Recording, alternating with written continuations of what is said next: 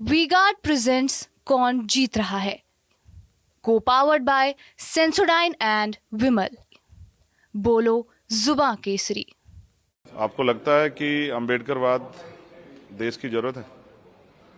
अम्बेडकरवाद को समझिए, समता, समानता, बंधुत्व, भाईचारा, मैत्री, हर इंसान को बुनियादी सुविधाएं और सम्मान का जीवन मिले। और ये हमारी जिम्मेदारी है कि अगर गवर्नमेंट कोई काम करे तो वो जाति धर्म से ऊपर उठ के सभी के लिए हो। गवर्नमेंट की कोई पॉलिसी ऐसी ना हो जिसमें किसी का कोई नुकसान हो। निगेटिव सोच के साथ गवर्नमेंट काम ना करे, पॉजिटिव सोच के साथ काम करे। देश की आज़ादी के इतने साल बाद भी अगर लोग लंबे समय से बुनियादी सुविधाओं से वंचित हैं तो इसके लिए सरकारें जिम्मेदार हैं। अब वो बुनियादी सुविधाओं पर बात भी होगी और नए अवसर कैसे तैयार हों। देश का नौजवान सड़कों पर है, बेरोजगार है, देश का किसान परेशान है, न्यूनतम मजदूरी नहीं मिल रही है और ना ही रोजगार है लोगों पे। लोग सुबह उठ के जाते हैं बिकने के लिए, लेकिन कोई खरीदने वाला नहीं होता, क्योंकि देश में 80 करोड़ से ज़्यादा लोग ऐसे हैं जो हैंड टू माउथ है। अभी सबके लिए काम करना है। महिला सशक्त हों और सुरक्षित हों। दिल्ली में भी महिलाएं सुरक्षित नहीं है। उन महिलाओं को फील कराना है कि वो भी इस देश में बराबर की इज्जत के साथ जिए। अभी तो सरकार ने सब झूठे वादे किए।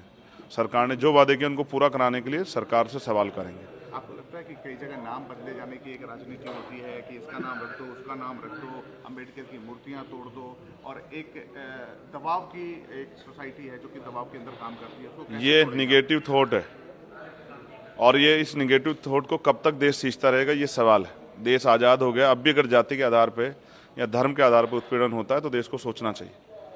लोग इंसान है और इंसानों की वैल्यू होनी चाहिए।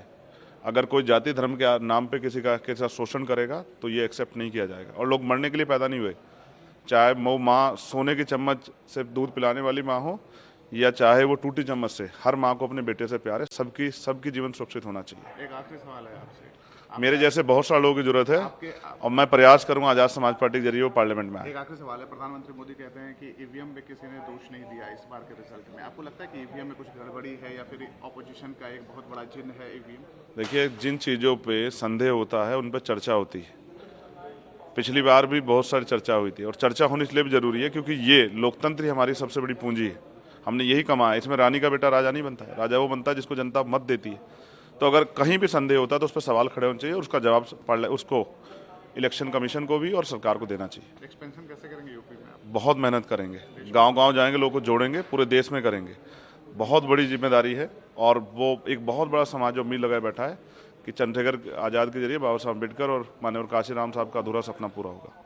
वी गार्ड प्रेजेंट्स कौन जीत रहा है, को पावर्ड बाय सेंसोडाइन एंड विमल। बोलो जुबां केसरी।